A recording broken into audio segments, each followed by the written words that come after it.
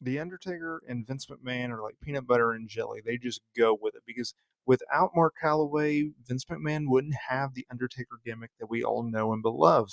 And without the Undertaker, Mark Calloway would not have had the career that he had. And in this video, I want to break down something because the Undertaker said some interesting comments about his former boss and good friend. Because the Undertaker and Vince McMahon, look, they have a very close relationship. And that includes something in which I'm going to touch upon here because the dead man spoke on this topic during a recent Q&A session on his 6 Feet Under podcast where he revealed that the former chairman used to spend thousands upon thousands just to get one over on him. Aside from McMahon, only two other names he allowed to rib him. So what are those names? Well, I'm going to touch upon that.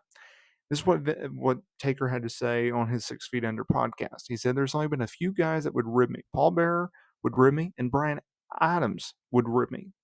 Those are the two guys, and that would, well, Vince, he went out of his way to rib me. He would spend thousands and thousands of dollars just to rib me and get a kick out of it. But as far as talent, though, the only two guys that would rib me were Paul Bearer and Brian Adams."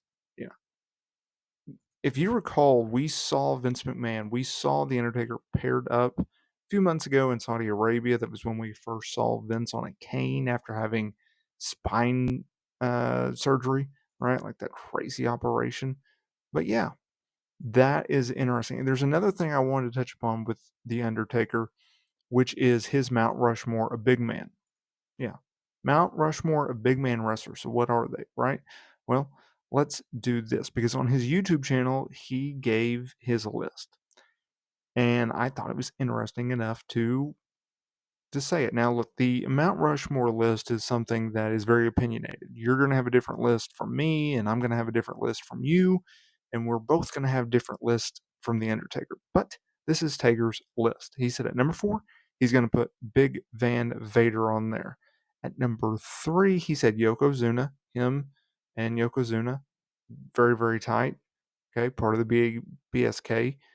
At number 2, he had to put Kane, and he admitted that that arguably could have been number 1.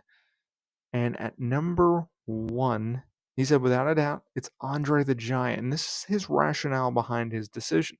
He said, just incredible. He was the face of wrestling before Hogan or anyone. Hogan was just Andre was a mythical person that traveled around the country, and a lot of you didn't see Andre until the end when his health was in decline. But when Andre was young, the things that he could do at his size, he was the biggest attraction in wrestling history, and my goodness, he could work with anyone. If he liked you, and if he didn't like you, it could be a long night at the office, Taker said.